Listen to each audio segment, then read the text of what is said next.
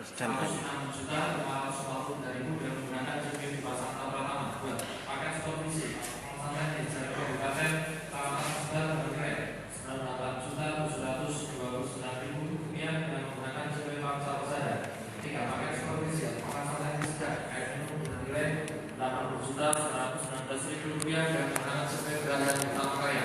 4. Paket supervisi pengawasan DAK sanitasi bernilai 80 juta 919.000 rupiah dan menggunakan CP Gerahan Utama Kaya. 5. Paket pekerjaan supervisi pengawasan teknis jalan rumah perdesaan tahun 2019 bernilai 106 juta 350.000 rupiah dan menggunakan CP Sri Kita Jaya Konsultan. 6. Paket pekerjaan pemeliharaan jalan Kabupaten Pangkalan bernilai 49 juta 717.000 rupiah dengan menggunakan CP Pangkalan Konsulat. 7. Paket perencanaan pembangunan jalan Kabupaten Tangerang bernilai 49 juta 678.000 rupiah dan menggunakan CP Pangkalan Konsulat. 8. Paket perencanaan rehabilitasi jembatan satu bernilai 20 juta rupiah dan menggunakan CP Pangkalan Konsulat. B.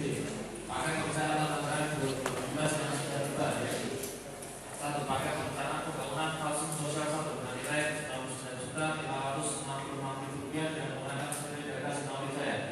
2. Paket perencanaan peningkatan jaringan internet 1 bernilai 99 juta 680.000 rupiah dan menggunakan CP Pangkalan Konsulat.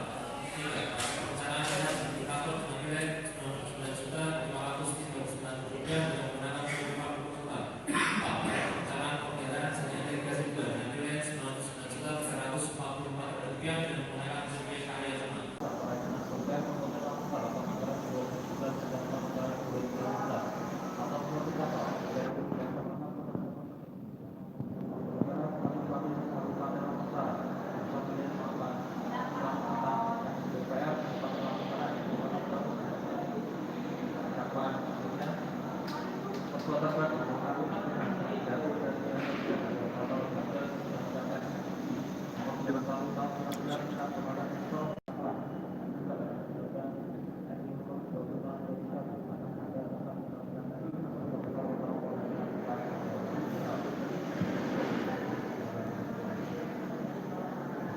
Ya.